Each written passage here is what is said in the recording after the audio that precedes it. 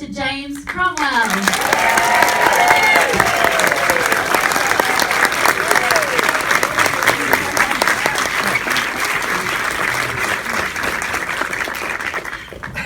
Thank you so much for joining us here at the festival. It's a pleasure. How excited are you that 100 people also had to be turned away for the screening? Wonderful. Yeah? I'm overwhelmed. I'm sure my father would be too. Yeah. Well, let's talk about your father, because he was a really prolific studio director, an actor as well, and I know he had a theatre background, so can you tell us how he came to be working in Hollywood and how he found working within the studio system? My father came to Hollywood, I believe, in 29. My mother was a stage actress, and my father both acted and directed in New York, and they had introduced sound, and there were many directors who didn't feel comfortable in creating performances with actors who had to speak dialogue. A lot of actors couldn't speak dialogue. So my father was hired, as was my mother, because she had training and had a wonderful voice. Her name was Kay Johnson, and my father knew nothing about filmmaking, so he started in the editing department, which is where they put them, because the editor does bring the film together. It's the language. He controls the language, one part of the language. And so my father spent 2 years as an editor, then he sort of co-directed, and then he was at RKO. They did 4 pictures a year. I don't know how you do this. Now the interesting, because if for 4 pictures, it works out to 3 months to prepare, a month to prepare, a month to shoot, and a month to cut. But of course, he didn't cut the film, so he could do it. And it's not conducive to your best work, maybe, and it's just beginning of my father's understanding of film language. So his technique got a lot better as he went along, and he made much more sophisticated pictures, a much greater concept of the mise en scène, and he was known as by Cahiers de Cinema described him as a gentlemanly director. He was very good with women. He was a woman's director, yeah, that's it. Yeah, well, in 1933 he made 4 films, 4, yeah. including Double Harness, which is incredible. And to put it in context, this was a time when everyone was going out to see movies to be entertained and escape from life. Yeah, well, the period is the Depression. Just the beginnings of coming out of the Depression. And vaudeville had actually sort of disintegrated into burlesque, and burlesque was a little too risque for a lot of people, so there was no radio. It was not the golden age of radio yet, and so people had no release from a very, very difficult time in the real world, but to go to the movies. And so these studios had contract players and people who worked on the lot consistently, and they produced film after film after film after film, and they created this star vehicle. So they would write a picture. This was an Anne Harding picture.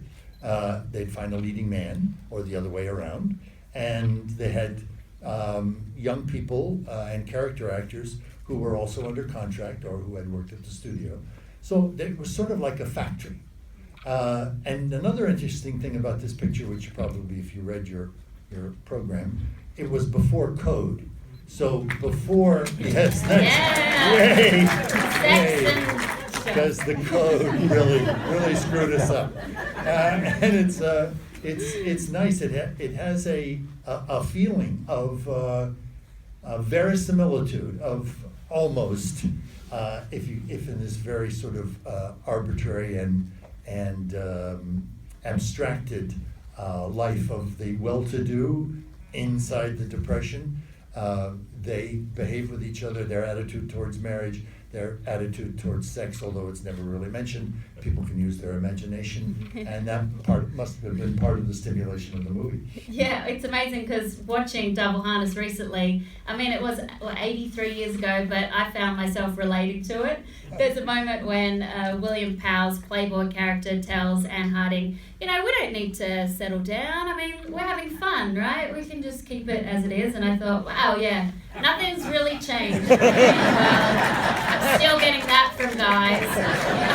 But I love the story about this woman tricking this guy into marriage to to help save her family's fortune. You said it was pre-code. It's pretty sophisticated for the time. It is, and it's interesting, the take on marriage as, now it's become sanctified. But then this woman, very forward-looking woman, who has some financial difficulties, sees marriage as a business proposition, which is what historically marriage was always about. I'm sure lower class people fell in love, or because there wasn't much advantage, but the upper class, the aristocracy, always married on the basis of what's in it for me. What do I get out of it? How much land is involved?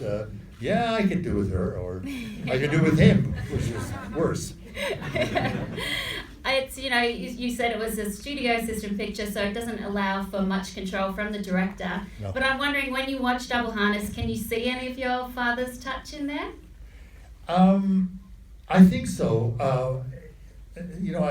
My mother was a wonderful actress, and so when I saw the picture, I thought, wow, it's too bad. My mother would have really done that part well. Anne Harding is a very good actress, a little on the cool side, maybe a little brittle, and I thought it should be somebody who's sort of playing against that. I thought that would have been fun. But everybody seemed at ease except the ingenue. I felt, my mother used to describe my father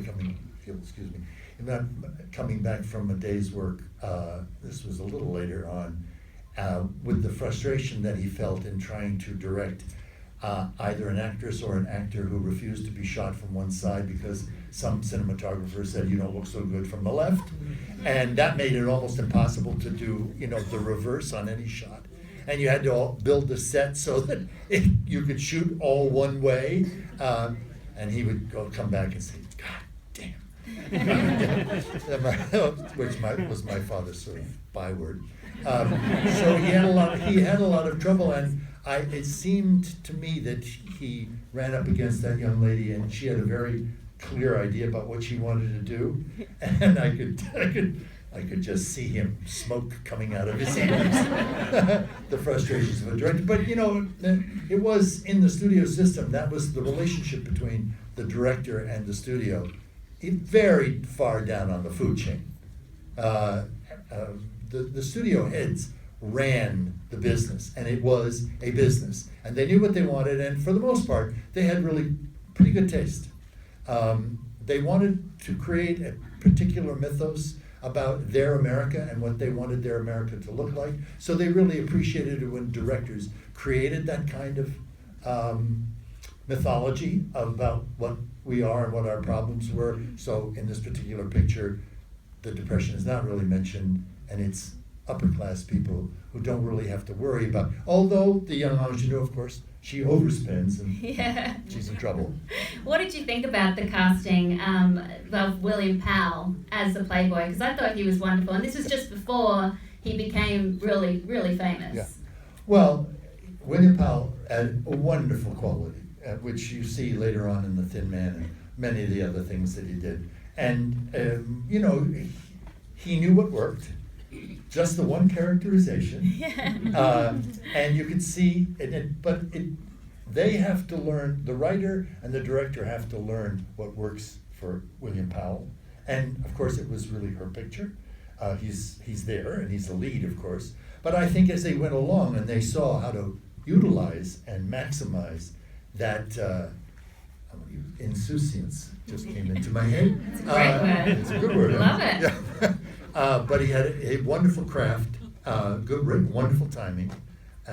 It's clear. And I saw, there's a part where I saw my father's work. When he has to come to terms with the fact that she had married him only for his money, and he had to internalize that without becoming angry or so negative that he alienated the audience, so that you felt underneath that this was a decent man who, for whatever problems he had with his business, this was a guy who he was a free spirit, but he was not a wastrel. He actually had feelings. And I wish that had been developed, but that becomes a very different movie. That's why I think the end is a little truncated, because I don't think they could really resolve his dilemma, not hers, but his dilemma. And I know that if my father had had a little more space, he would have made that last scene of the destruction of the dinner party, which you'll see just falls to pieces, much more of a farcical, comedic tour de force. It would have been much more involved, sort of the way George S. Kaufman and a wonderful comedic writer would write. Although I do think it's really interesting. This is a woman wrote this picture, wrote the screenplay, which I did not know. I think it's great. That's great, and I love the female characters in this film because they are quite strong, and sadly we don't see that as much these days as we did back then.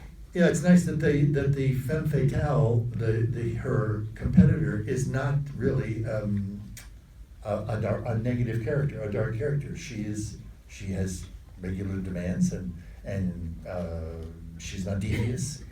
So there was really no shading of the character to make them into caricature.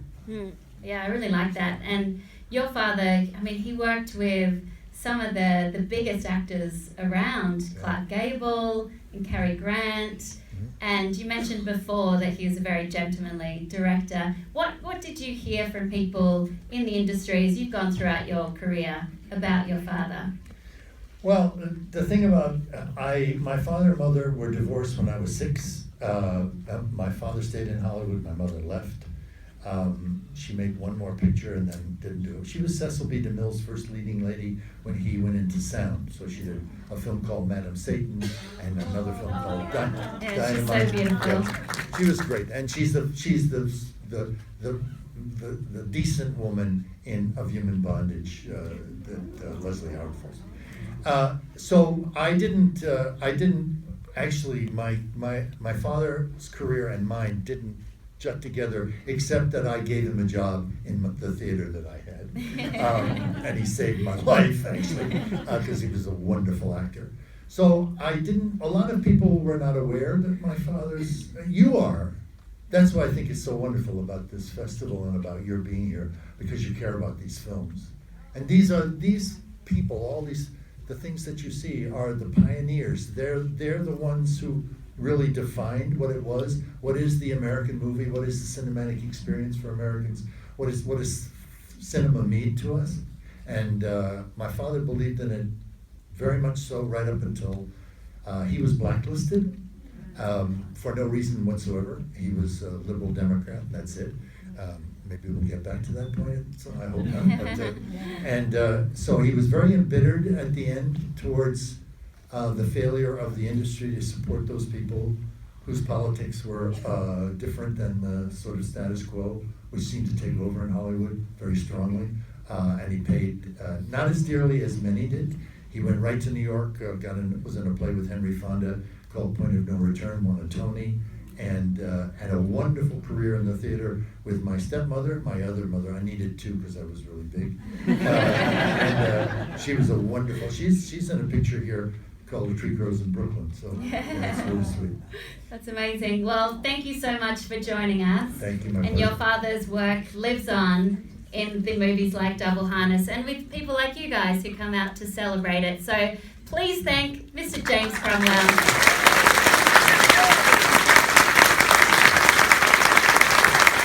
Thank you.